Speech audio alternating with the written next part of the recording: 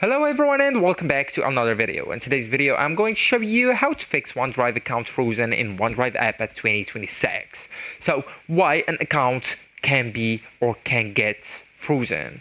OneDrive may freeze your account for several reasons.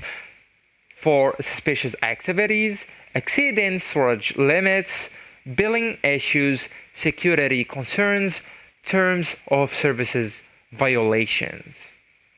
Okay, so when frozen, you usually see a message like your OneDrive account has been frozen. Please sign in to resolve the issue. So the first fix is to sign out and sign in back or sign back in. So just open OneDrive and after that go and tap on your profile icon that's located on the top left corner, and after that go and tap on settings, second option, and then go with the account settings section and tap on personal.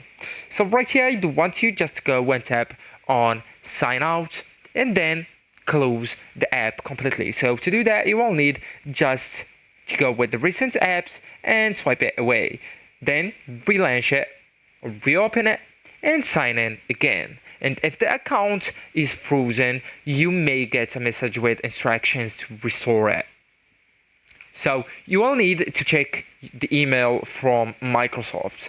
Go to your email and look for messages about account issues, verification, or billing. Follow the link to verify your identity or resolve the issue.